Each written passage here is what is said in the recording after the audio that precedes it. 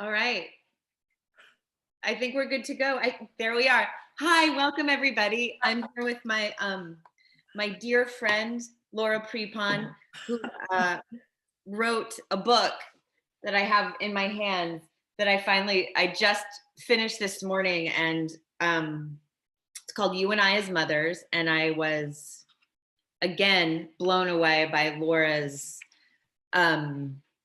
facility with language and her ability to excessively articulate her experience vulnerably and so powerfully. Thanks, Laura, I am not a mother, and I don't know whether if I will be one, but I was so moved by this book. And this morning I was sitting rereading parts of the stuff on control and stress, and how you've sort of negotiated pieces of that in your own life. And I can't wait to talk to you about it. It was so moving to me. And I think will help a lot of people.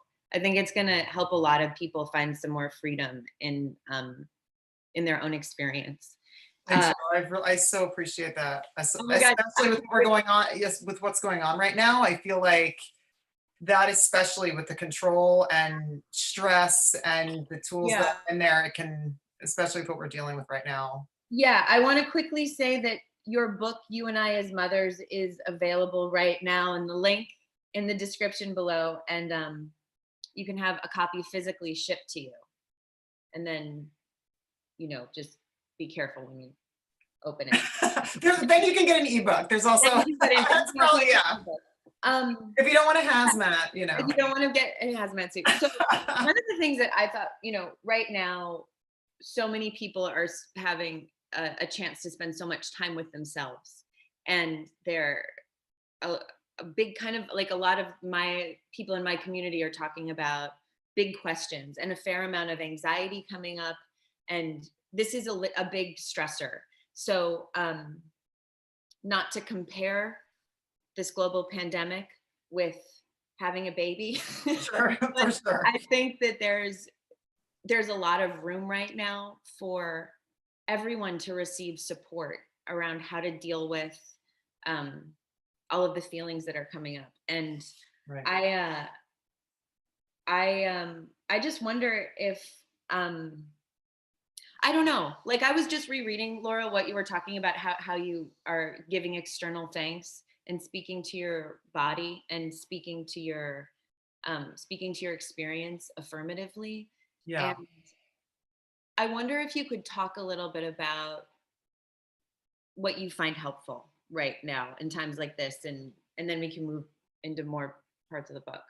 Well, you bring up a good point, girl, because it's like, while yes, having a child is different than the pandemic that we're going through right now, the level of anxiety it's all relatable. It's all relative. And it is, when I did become a mother, it was this seismic shift that rocked me at a guttural level. Yes. And I mean, you know me, I am not an anxious person.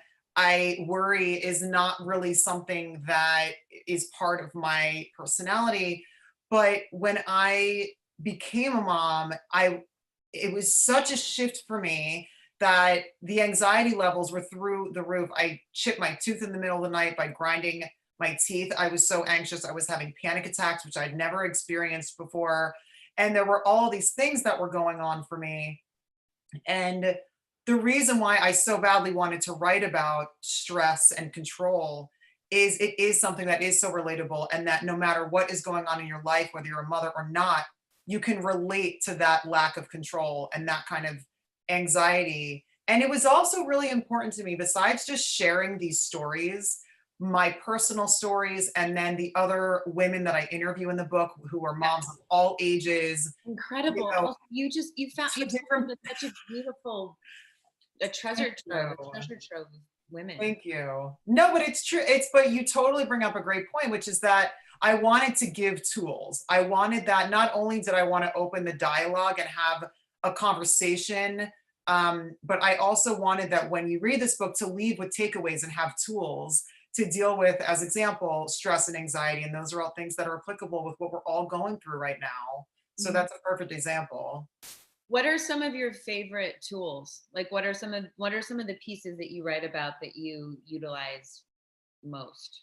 One that you just brought up, the giving external thanks, Yeah. was something I find that, that incredibly helpful. That's a game changer for me. And I didn't know, I mean, I've known you for a long time now, and I didn't realize the way you write about that. It feels like it's really a part of your practice. And that's really a part of my practice. I mean, I find that that can balance me like nothing else, to spend some time really acknowledging what is working and what I'm really grateful for. But that sounds like that's become a part of your life. well, yeah, I mean, there is something about saying it out loud. There Yeah. is something about, it's totally fine too if you just practice gratitude and say things to yourself as like Yeah. even like a little mantra or something, but Yeah. there is something, and I write about it, as you know, in the book, when really surrounded around the loss of my second pregnancy is when I really started practicing this stuff. And I was really angry at myself and my body, and I didn't know why the loss, why that all had to happen. And I was just trying to find an answer because it didn't make sense to me.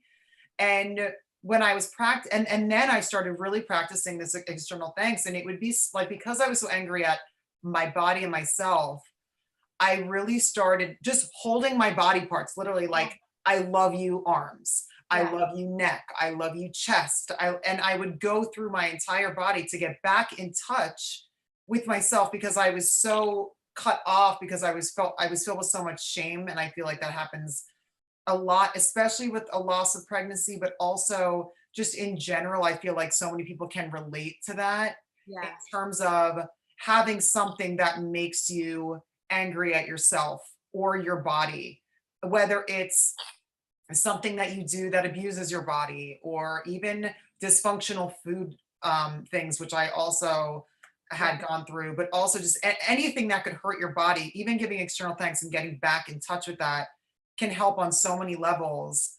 That was something that you brought up that was very helpful for me, that I wrote about in the book. Yeah.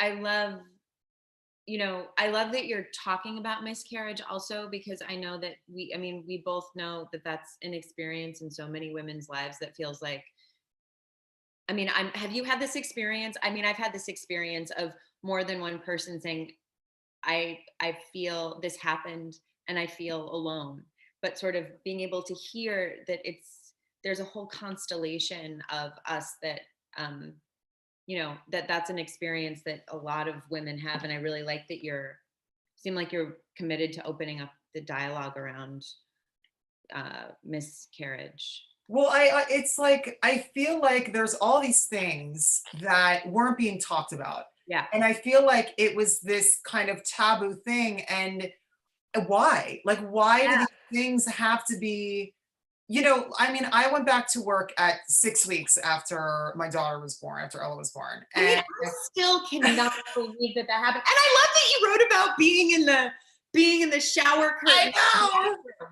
That's totally. And our arms are amazing. like I tied look behind our back at that. back. Can you talk about that for a second? How you were pregnant, directing, starring, and naked and wrapped up with no arms in a shower curtain. I mean, what the what? No, I know. We had to be lowered down to the floor by two people because we couldn't move our arms or limbs. It was absolutely insane. God, I just But it was, I mean, I remember having the duct tape put over our mouth, and I was like, action. yeah, Like, yeah. And I remember that so clearly. yeah, it was, I know you were after that, I can direct anything after that absolutely. situation. I But agree. it worked out great. And then, yeah, I found out I was pregnant during that whole thing. Yeah, I just it doesn't even It was crazy. But yeah, I do feel like the reason why I wanted to write this book is I feel like there's so much not being talked about. I wanted to, and I feel like normally I'm a very private person.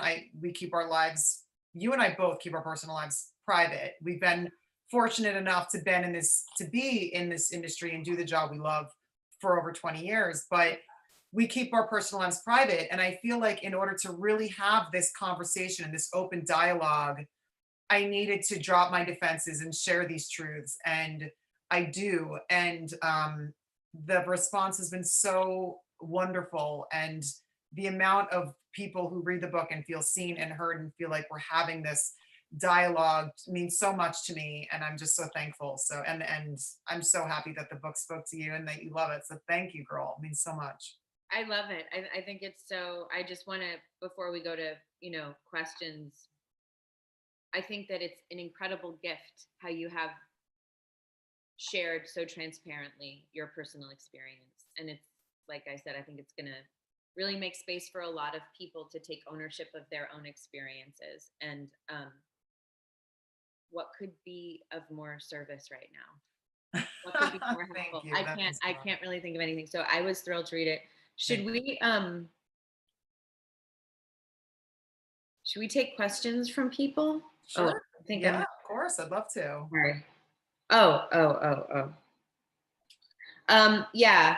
I also, can I just personally, I'm very curious. I think it's really beautiful how you spent some time, and I think it's going to make a lot of people feel seen and cared for, how you go back and kind of research, unearth, spend time with your own mother, even looking at your grandmother and your childhood, sort of growing up and making space for that. And that, Right. Laura, I think it's incredibly powerful Thank you. stuff.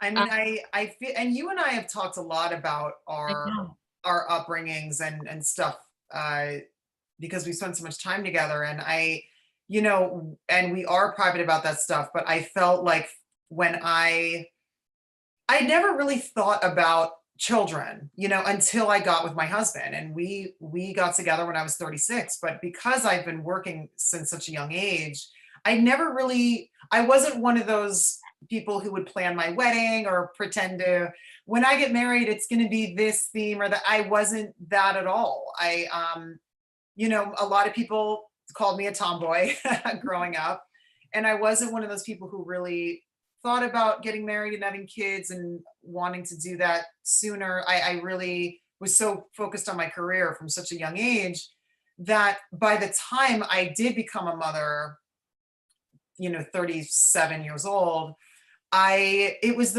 because I was so thrown for, like, I was completely upended. I didn't know what to do, what was going on. I felt like, for someone who I normally consider myself that people come to get things done, and I pride myself on being the rock for people, I felt completely out of control.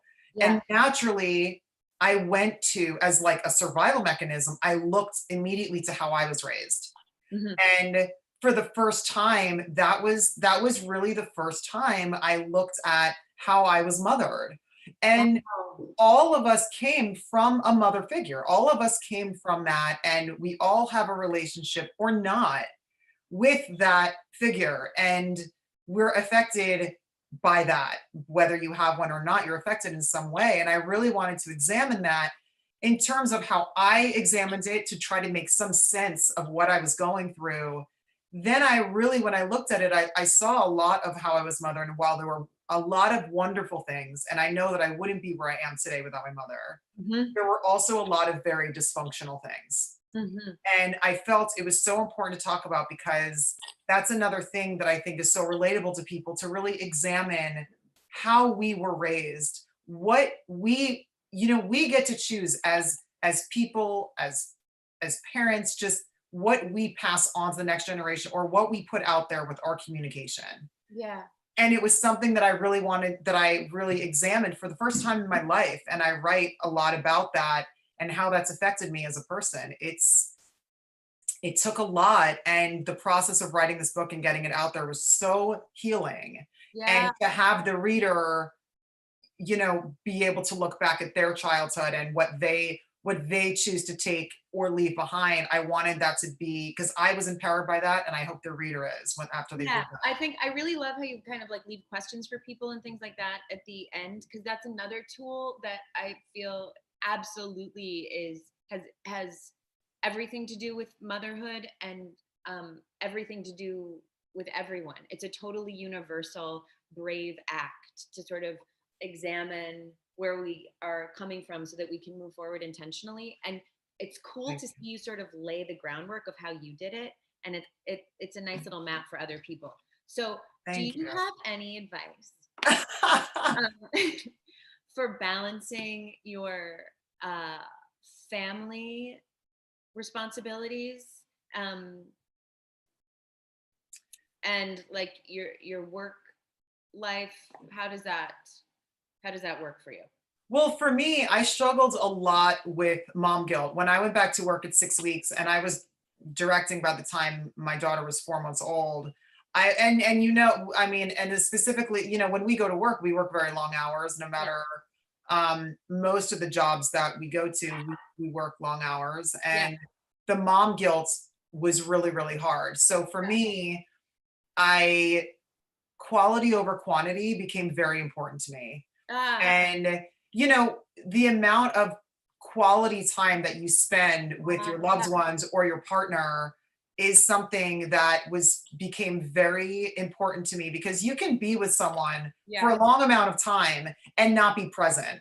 See, but Whereas, I think that's also, you articulate that so beautifully, because, and I think that that leaves a lot of room to, like, you can really, and it's quality time in career, and it's quality time with friendships, as you talk about, 100%, like the mom squad, and it's quality time with your daughter and your son right, versus quantity, right? Like, and exactly. that, so it seems like that kind of, or tell me that that sort of gave you a little bit more freedom, like that let the pressure off a little bit when you realized that. Totally. And no, you're spot on. It's like you can spend all this time and not be present, but if the time that you do spend with that person or those people is quality time, Yeah, that will refuel you, when you do experience guilt or something from not I spending love as that. much time with them. I love that. And it really kind of like it sort of like lowers the expectation of having to constantly be in communication or spending time. 100%, It's like totally. it's about really precise and potent acts of connection. Speaking of, how are you connecting right now to like your mom squad and your friends and your community while this is going on during quarantine? Well, stuff like this is great because social media is such a big part Yeah, of. talk about that too. I want to hear your take on social media also. Well, social media is such a big part of community, and I think it's great that we have these platforms now so that people can have that, but it doesn't fill the face to face and hearing a voice. It doesn't fill that. And as if you look at our ancestry of like hunter gatherer people gathering and all generations together, and you hear these things, if it takes a village, and I feel like now, especially and specifically with this self isolation and the social distancing, we're so nuclear now and separated from each other, that things like this are very helpful to be able to see you, talk Yeah, to you, hear your voice, feel like I'm hanging out with you a little bit, really helps so much. Or even just a phone call. I find that helps so much more than just being involved with the social media. I feel like this is a better way of connection, is being able to hopefully yeah. see someone, or just even hearing someone's voice on the other end of a phone is a big I deal. love that tend and befriend thing. Right. That's so beautiful. It's so true. I mean, I find that so much of um, the daily rhythm of my life is around that face to face or voice to voice connection, and kind of more than anything, um, it settles and reorients and centers. Right. I mean, there's scientific studies showing that they did this test, and besides a daughter texting a mother, as example, Yeah, a phone call a phone call had such a bigger impact, just hearing the voice versus a text on a phone. And see, there's actually scientific studies about that, and that's why I wrote about that in the book, because you don't really think about that, because we're all so quick to shoot a quick text because we're all busy and this and that, but there is something about that human connection. And if you can't sit down in front of someone, especially now, um, having something like this where we can see each other, or picking up the phone, really is better, and you'll feel more connected yeah, than social media, which is an amazing tool and totally. platform. It's just different. Yeah, yeah, yeah, yeah, yeah, yeah. It's nice. I think that's another gift that you're giving uh, as a self care tool, connecting with friends, and the way that you kind of make that so clear. Thank you. It's a helpful tool. It really is. Thank you. That makes me so happy. It is. It's so nice. You know, I've been finding lately there's so much power in just naming a thing, because there are these truths that we all sort of know and live in and experience, but it's so powerful when someone names it. And that's what you're doing. You're saying, I see this and this works for me. This is true. When did you decide that you wanted to write this? Was it when you were pregnant with Ella? Is it afterwards, or when you were first dealing with the sort of postpartum stuff? I first decided that I wanted to write this book when it was shortly after Ella came, and I was dealing with a lot of stress and anxiety and being back at work and dealing with that mom guilt and the level of stress I was dealing with, the panic attacks, which is so not my personality. I really realized that I had to get a handle on it. So I started just writing it down. And similar to making a gratitude list and things like that I write about as well, I just started writing it down and getting my thoughts out. And after talking to my family, I actually, my husband, Ben, said that you can't be the only one dealing with this. And that's when Ben said that. That's when I really started. Oh, that's cool. Yeah, that's when I really started, because I was already putting it out, and I'm like, why is this such a secret? Why am I so blindsided? Why can't I get a handle on this? And that's when I decide. And here's the other thing too. Yeah. I could not find a voice to turn to. I couldn't, because I'm a researcher. I prepared. That's, I think it's just because it's part of our job to research all this stuff when we have to step into someone else's shoes to figure out. I've always been a researcher and a prepper. And there were so many books about pregnancy, and then there was nothing for the rest of my life. I'm like, that's 9 months. What about everything else? What about I couldn't find a resource, and there was such a void for me, because there's books about parenting, but there weren't books for me as the woman, as the mother, as the person. Yes. And that's why I felt it was so important to write this book, to not only share these stories and the things that I was going through and things like examining my upbringing, but also talking to the mom squad, because I wanted mothers of all ages and different backgrounds to speak to these common things that we're dealing with. Yeah. Like we talked about, anxiety, stress, how you were mothered, self-care, all these things are so universal. And I wanted to put something out there for people to turn to. And writing this was so amazing for me to be able to share this stuff. And the response has been great. And people have been getting so many wonderful things out of it. And it just makes everything worth it. I'm so thankful. Yeah, I'm so thankful. I mean, and I'm also just thankful that we can do this and chat for a little while. Seriously. In the midst of quarantine. And Yeah. to read this,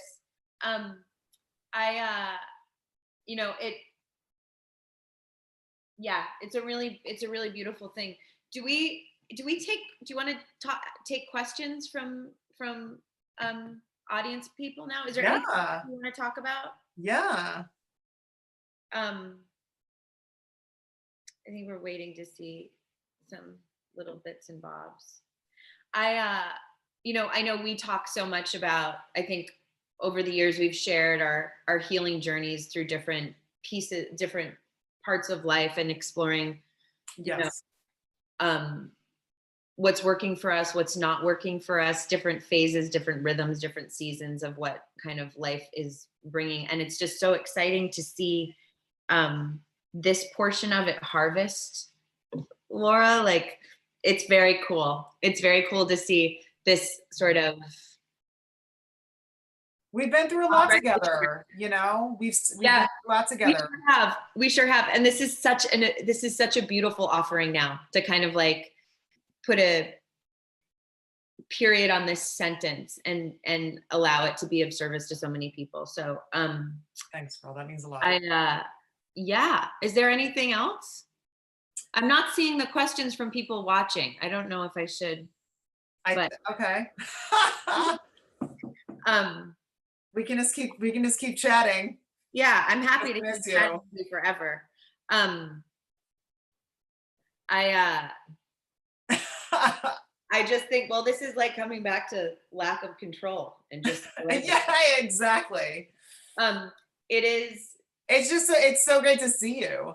I know, it really, really is. And I think, how are you like, um, how do you decide when you're moving through these different phases from, as a public figure, um, how do you decide what you want to keep private and what you want to share?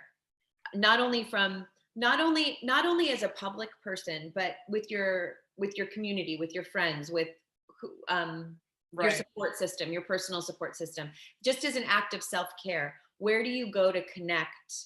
um, how do you choose what your support system is going to Well, helping you with? yeah, it's a constant negotiation, you know, especially being that we are in the public eye. It's a constant negotiation what we share, and everything that I put out there, it's a discussion with my family, with Yeah, yeah, beautiful. with my partner. So anything that I choose to put out there, and any of the stuff that I wanted to write about, for example, that was very personal because I share so many personal, vulnerable things in the book, was all a discussion with my partner that Yeah. we made sure we were okay with it, and because it doesn't only affect me, No, you know, yeah. so that's something that you always have to consider, and it's a daily negotiation, especially having children. There's no judgment how people put their families out there if they choose to put pictures or not or whatever, but it's a personal thing for everybody, and for us, it's always a discussion, and then there's a lot of care taken with that. Awesome. I love that so much. Well, and I also love knowing that Ben was the one that reflected back to you that other people would find this experience useful.